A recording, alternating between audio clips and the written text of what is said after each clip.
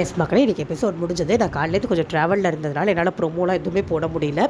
So நம்ம இன்றைக்கி ஓவராலாகவே பார்த்துருவோம். ஃபர்ஸ்ட் ஆஃப் ஆல் வந்த 2 ஃபேமிலி யாருன்னு பார்த்தீங்கன்னா, திவ்யா ஃபேமிலி ஒன்று, அமித் ஃபேமிலி ஒன்று. 2 ஃபேமிலியுமே ஆஸ் யூஷுவல் ஸோ ஸ்வீட், எதுவும் பெருசு பண்ணிக்காமல் இருந்தாங்க.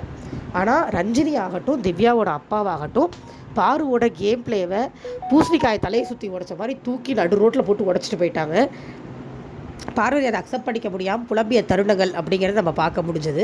பட் எதுனாலுமே அவங்க திருந்த போகிறதில்ல. அவங்கள மாதிரி ஒரு டாக்ஸிசிட்டியை நல்லா இருக்குன்னு என்கரேஜ் பண்ணுற பீப்புள் இருக்கிற வரைக்கும் பார்வதி மாதிரி ஆளுங்க சொசைட்டியில் இருந்துட்டு தான் இருப்பாங்க. இங்கே சப்போர்ட் பண்ணுற எல்லாரும் வாழ்க்கையில் ஏதோ ஒரு இடத்துல அவங்கள மாதிரி ஒரு சுயநலவாதிகள் அஃபெக்ட் ஆகிருப்பீங்க. பட் அது கூட புரியாமல் சப்போர்ட் பண்ணுறவங்கள நம்ம என்ன சொல்கிறது அப்படிங்கிறதே தெரியல. பிஆர் கூட்டம் சொல்கிறத நம்பிக்கிட்டு அதை கேமுன்னு நம்பிக்கிட்டு சரியாக ஷோ பார்க்காம அது கேமு அப்படிங்கிற மாதிரி ஒரு நம்பிக்கையில் இருக்கிறவங்கள என்ன சொல்கிறதுன்னு தெரியல. பாவம், சீரியஸ்லி நல்லா யோசிச்சு பாருங்கள். அந்த டாக்ஸிசிட்டி வந்து நம்ம லைஃப்பில் நம்மளுக்கு கெடுதல் தான் பண்ணியிருக்கவே ஒழிய எந்த இடத்துலையுமே நல்லது பண்ணியிருக்காது.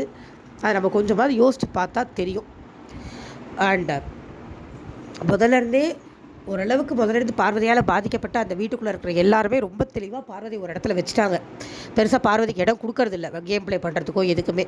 ஆனால் இந்த புதுசாக வந்த வைல்ட் கார்டு கண்டஸ்டன்ஸு பார்வதியை யூஸ் பண்ணிக்கிட்டு அவங்களும் முன்னேறதுக்கும் அவங்க முன்னேறி போகிறதுக்கு அவங்க யூஸ் பண்ணிக்க, பார்வதி அவங்கள யூஸ் பண்ணிக்க, அது ஒரு மாதிரி மியூச்சுவலில் போயிட்டுருக்கு. மற்றபடி கொஞ்சம் டீசன்சி பார்க்குறவங்கலாம் வந்து அவங்கள விட்டு எப்போயோ விலகிட்டாங்க. அதை நீங்கள் கவனிச்சிருந்தீங்கன்னா தெரியும். அதை வந்து பார்வதியோட பிஆர் எல்லாரும் அன்பு கேங்னு பிராண்ட் பண்ணுறாங்க. அப்படி கிடையாது. அந்த வீட்டில் இருக்கிற மற்ற எல்லாருமே கேங் தான். ஆமாம், எல்லாருமே ஒத்துமையாக இருக்காங்க பார்வதியை தவிர. ஏன்னா பார்வதி கூட யாருக்கும் செட் ஆகாது, அதுதான் உண்மை. சரி, இப்போ நம்ம ஷோக்குள்ளே போகலாம். நைட்டு சாண்ட்ரா, அந்த அமித் வந்து முந்தின நாள் நைட் சொல்லிட்டு இருந்தார் இல்லையா, இந்த மாதிரி கனிமலை மரியாதை போச்சுன்னு. அந்த டைமில் சாண்ட்ரா சொல்கிறதுலேருந்து ஆரம்பிக்குது. பார்வதியை நம்பாத, எனக்கு பிரச்சனை அதை தான் சொன்னார், இந்த வீட்டில் யார்கிட்ட என்ன பேசுகிறனே தெரியலன்னு சொல்லி ஒரு பயம் வந்துருச்சுன்னு சாண்ட்ரா புலம்புறாங்க. லிட்ரலி சாண்ட்ராவும் பார்வதியை வச்சு கேம் விளையாண்டாங்க, பார்வதியும் சாண்ட்ரா வச்சு கேம் விளையாண்டாங்க. சாண்ட்ராவுக்கு தான் விளையாண்ட கேம் தெரியும், ஆனால் பார்வதி விளையாண்ட கேம் தெரியாது. அதை ரியலைஸ் பண்ண ஷாக் சாண்ட்ரா கிட்ட இருந்தது. அடுத்த நாள் காலையில் இது வந்து இப்போ சாண்ட்ரா என்ன முடிவு பண்ணிட்டாங்கன்னா, கனியவோ விக்ரமையோ அடித்தா அவங்களுக்கு நெகட்டிவாக போகுதுன்னு பிரஜின் சொல்லிட்டாரு. அடிக்க வேண்டியது பார்வதியை அப்படிங்கிறதையும் பிரஜின் சொல்லிட்டு போயிட்டாரு. ஸோ காலையிலேயே சாண்ட்ரா தேவையே இல்லாமல் ஒரு வம்பை வளர்க்குறாங்க பார்வதி கிட்ட. அமித் கிச்சனில் இருக்கார், சாண்ட்ராவும் கிச்சனில் உட்காந்துருக்காங்க, பார்வதி பாத்திரம் தேய்ச்சிட்டு இருக்காங்க.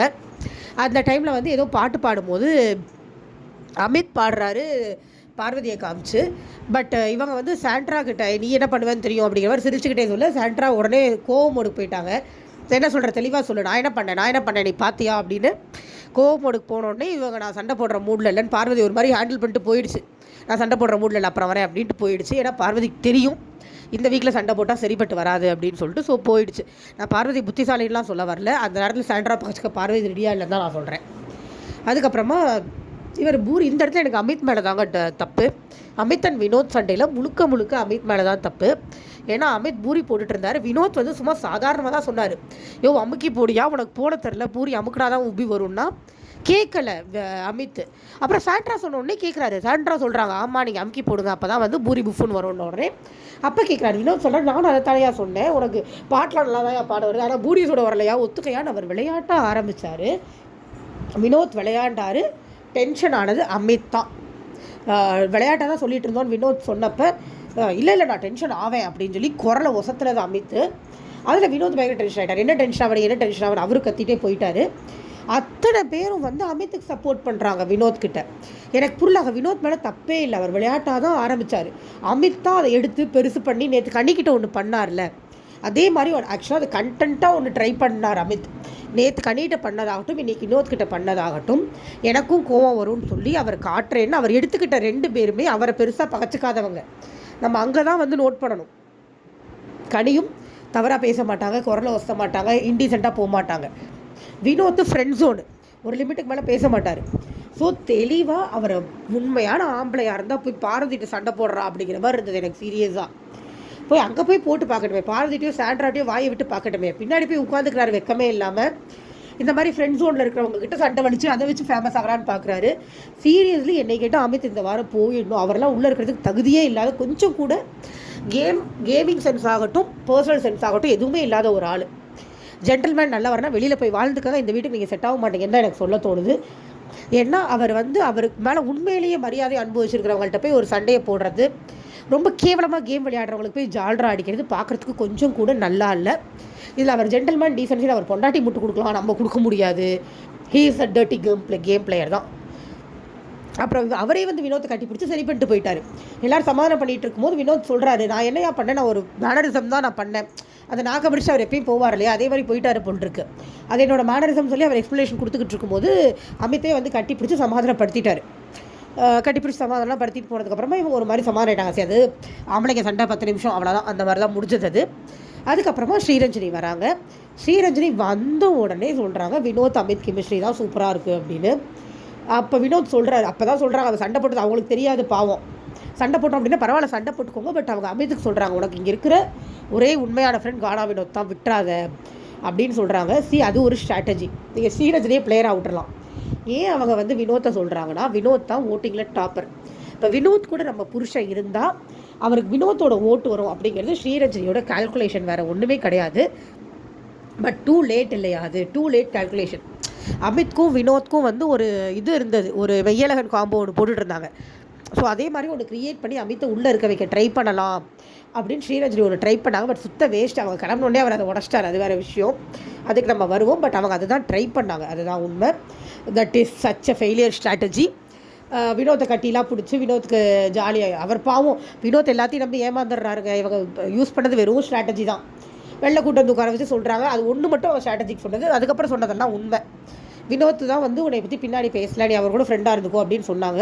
அது உண்மை. பட் அதில் ஒரு ஸ்ட்ராட்டஜியும் இருக்குது, ஓட்டிங் ஸ்ட்ராட்டஜி. அதை தாண்டி அவங்க சொன்னது வந்து ஸ்ரீரஞ்சனி சொன்னது வந்து இந்த பார்வை நம்பாத, அவள் கேமை விளையாடுறா, அவள் கேமுக்கு உண்மையாக இருக்கா, வேறு யாரை வேணால் அந்த பஸ்ஸுக்கீழே தூக்கி போட்டுருவா அப்படிங்கிறது வந்து ரொம்ப ரொம்ப கரெக்டான ஸ்டேட்மெண்ட். இது வரைக்கும் அவங்க அந்த மாதிரி பஸ்ஸுக்கீழே தூக்கி போட்டவங்க ஏராளம். அதை கேமிங்னு சொல்லி விரும்பி பார்த்து வச்சுக்கிட்டு இருக்கிற மக்களுக்கு எனக்கு என்ன சொல்கிறதே தெரியல. எனக்கு தோன்றதெல்லாம் ஒன்று தான், அது கேமாக கூட அவங்கெல்லாம் பண்ணலை. அவங்களோட இயல்பான கேரக்டரே அப்படி தான் இருக்குது. அதுதான் பிரச்சனை. அவங்களால எதையுமே ஒத்துக்க முடியறதில்ல, எப்படி ஒத்து போக முடியறதில்ல. ஆக்சுவலாக சொல்லணுன்னா விக்ரம், சபரி இவங்கெல்லாம் வந்து அவங்களா ஒரு கம்ஃபர்ட் ஜோனில் பார்வதி வச்சுட்டாங்க. ஆக்சுவலாக பார்வதி மாதிரி ஆளுங்களை வந்து ஒரு ஸ்டபர்னான ஆள் டீல் பண்ணணும், ஒரு என்ன சொல்கிறது, அந்த மாதிரி ஒரு விளையாட்டுத்தனம் இல்லாத ஒரு ஆள் டீல் பண்ணணுன்னா கனி மாதிரி தான் ஆகும். ஒதுக்கி வச்சுருவாங்க, என்கிட்ட வராது அவ்வளோதான், நானும் உன்ட்ட வரலையே, என்கிட்ட வராது, உன் பேச்சுக்கே நான் வரமாட்டேன் அப்படிங்கிற மாதிரி ஒதுங்கி ஓடுற மாதிரி தான் ஒரு என்ன சொல்கிறது, ஒரு நார்மல் லேடிஸ் அப்படி தான் பண்ண முடியும். இந்த மாதிரி டீசன்சி பார்க்குறவங்க அது பசங்க கொஞ்சம் ஜாலியாக இருக்கணும் அப்படிங்கிறதுக்காக ஒரு ஃப்ரெண்ட் ஜோனில் வச்சுட்ருக்காங்களே ஒழிய ஷீ இஸ் அ ஃபெயிலியர். அவங்களக்கிட்ட அவங்க கேமர் கிடையாது, அவங்க விளையாடுறது கேமும் கிடையாது, அவங்க ரியல் கேரக்டர் நல்லாவும் இல்லை. அதுதான் உண்மை. அதை ஓரளவுக்கு சொன்னாங்க.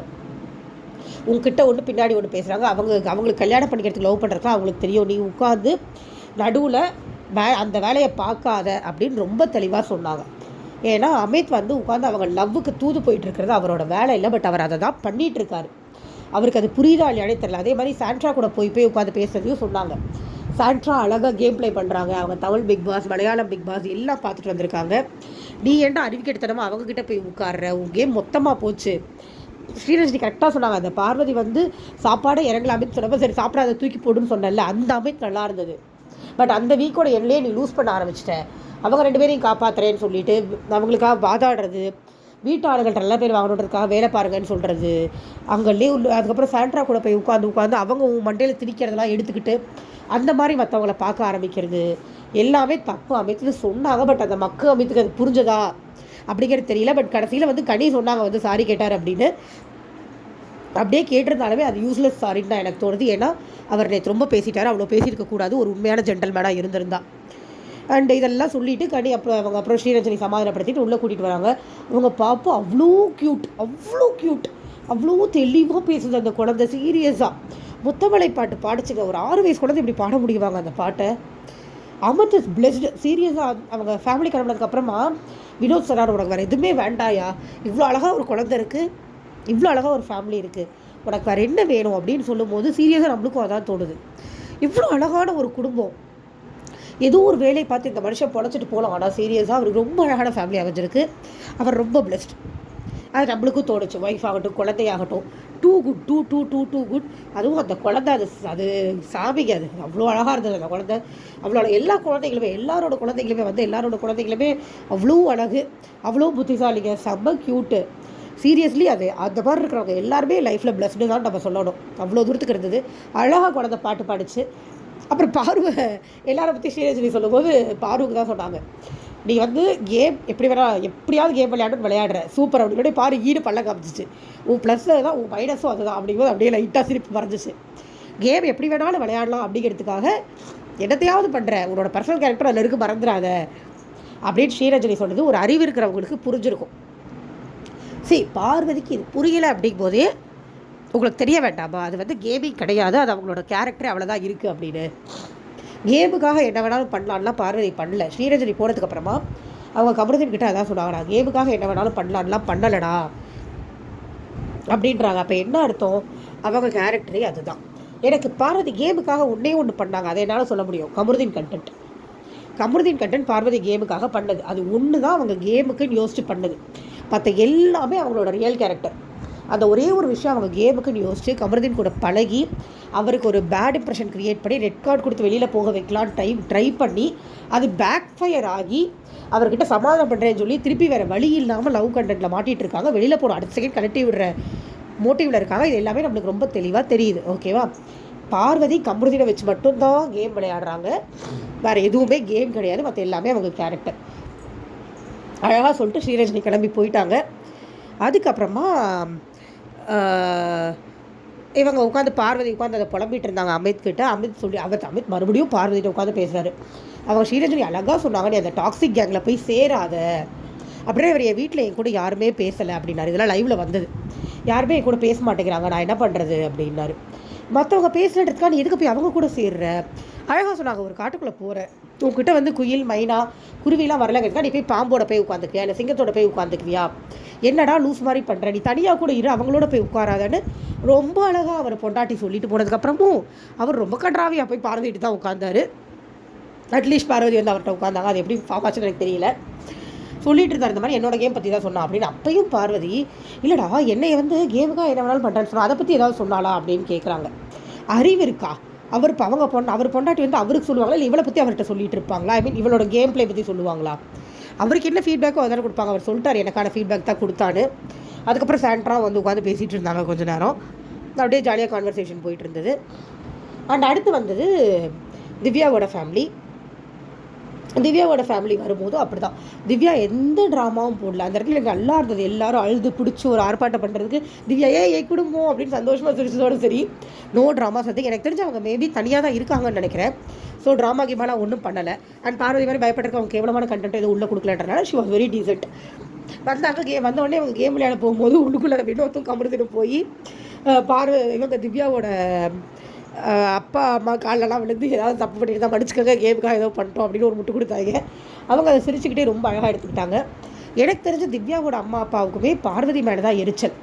ஏன்னா மொத்தமாகவே அங்கே இருக்கிறவங்க மூட ஸ்பாயில் பண்ணது அவங்க தான். நான் எப்படி பார்த்தா எல்லா பேரண்ட்ஸ்க்கும் அவங்க மேலே மட்டும் தான் கோவமும் எரிச்சலும் இருக்கணும். அதுதான் நியாயம், அதுதான் நடந்தது.